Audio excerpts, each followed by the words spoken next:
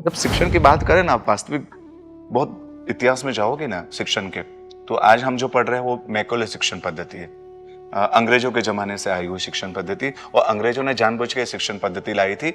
भारतीय शिक्षण पद्धति बहुत मजबूत थी, और किसी के ऊपर राज करना हो ना, तो उसकी शिक्षा अगर मजबूत होगी ना, तो आप राज नहीं कर पाओगे। उसके शिक्षण को कमजोर कर दो, उसके नॉलेज को कमजोर कर दो, उसको जो पद्धति मिली है शिक्षण पद्धति उसको कमजोर कर दो।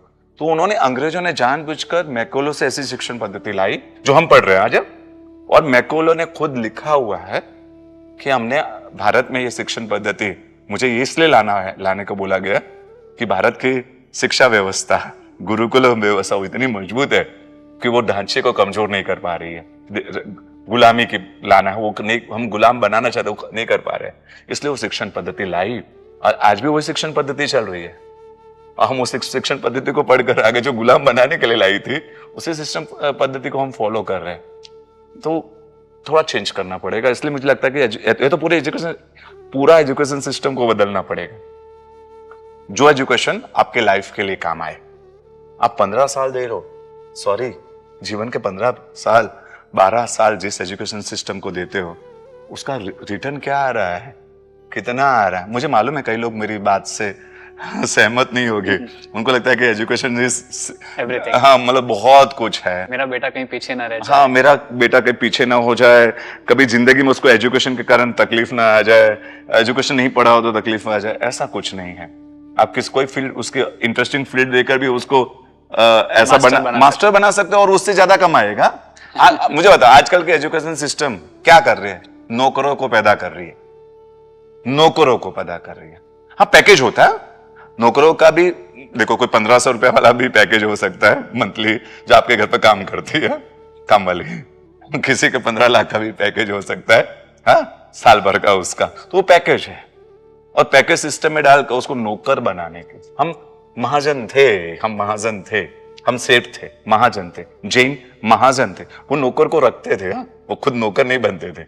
आज मैं देखता हूं, बहुत सीरियस मुझे बात करनी है ये इस माध्यम से, कि ज्वेलरी का बिजनेस है तो वो बाप दादों से उसके पास आ रहा है।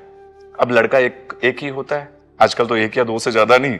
अब वो इतना अच्छे ढंग से सेट किया हुआ बिजनेस है, लेकिन वो लड़का बोलता है कि नहीं, मैं तो पढ़ाई करूंगा, जॉब करूंगा, नौकर बनूंगा। उसके दुकान में, ज्वेलरी की दुकान में 15 नौकर है उसके बाप के नीचे, लेकिन वो बोलता है कि मैं नौकर बनूंगा, मैं जाऊं। और बाप भी सपोर्ट कर रहा है आजकल ना, वो भी बाप सपोर्ट कर रहा है। उसकी पूरी बाप दादा ने उसको बिजनेस दिया है। वो अपने बच्चों को पढ़ाई नहीं करनी चाहिए, आई मीन एजुकेशन, स्कूल नहीं जाना चाहिए, या कितना जरूरी है उसके बारे में तो सोचना पड़ेगा सीरियसली।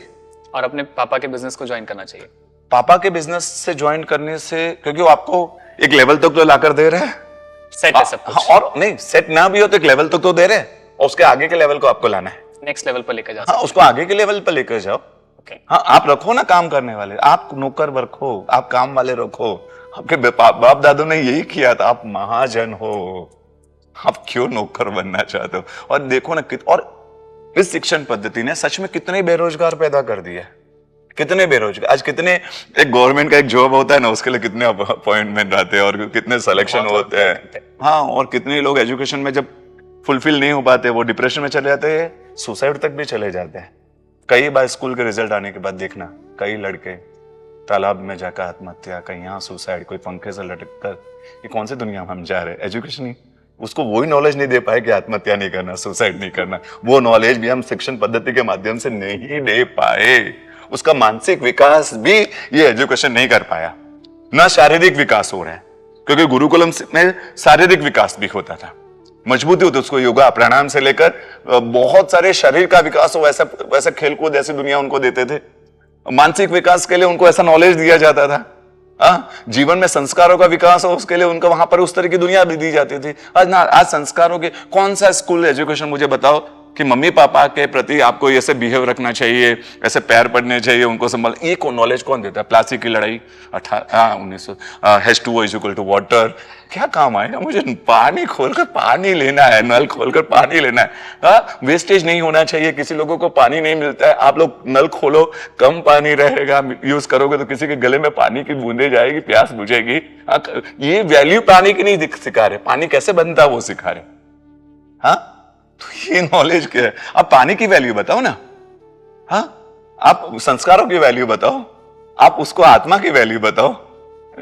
वो नहीं है, इसलिए लगता है कि मेरे जीवन मेरा मेरा लोग सहमत नहीं हो गए, मैं अभी भी क्यों नहीं सहमत होंगे? जो आपकी सोच आपको मानते भी है इतने लोग, तो वो लोग लेकिन तो क्या वो सब छोड़ देंगे अपने घर पर? पता नहीं, लेकिन आपसे मैं स्कूल छुड़ाने की बात नहीं भी कर रहा हूं, लेकिन आपको थोड़ा सीरियस होकर अपने बच्चों के मानसिक विकास, उनका उनका उनका भविष्य में परमात्मा का शासन मिला है, आत्मा का नॉलेज उसको मिलना चाहिए। नॉलेज है, आत्मा का नॉलेज उसको देना चाहिए। ऐसी मैं अपेक्षा हर किसी से रखता हूं।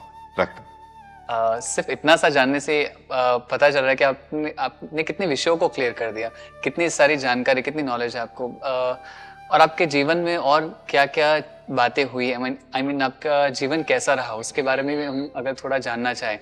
जैसे उदाहरण के तौर पर आप मेरे लाइफ के पन्नों को खोलना चाहते हो? बिल्कुल। उदाहरण के तौर पर जैसे काफी आपके फैंस हैं, आपके फॉलोअर्स हैं, आपके परिवार से आपके दोनों भाई, आपके सिस्टर, आपके दोनों बच्चों की दीक्षा हुई। इनफैक्ट फैंस फॉलोअर्स नहीं, मैं भी ये जानना चाहूँगा कि क्या आप भी कभी दीक्षा के मार्ग पर आगे जाना चाहते हैं, दीक्षा लेना चाहते हैं? प्रश्न बहुत भारी पूछोगे ऐसा लगता है आप मुझे। हाँ नहीं, ऐसा एक छोटा सा अगर इंटरव्यू हम प्लान करें जिसके अंदर हम आपके जीवन के किताब के कुछ पन्नों को खोला जाए, आपके फैंस, आपके फॉलोअर्स जानना चाहेंगे आपके बारे में, आपके जीवन के बारे में, अगर आपकी इच्छा हो तो। कोशिश देखते हैं भगवान ने क्या अपने ज्ञान में देखा है।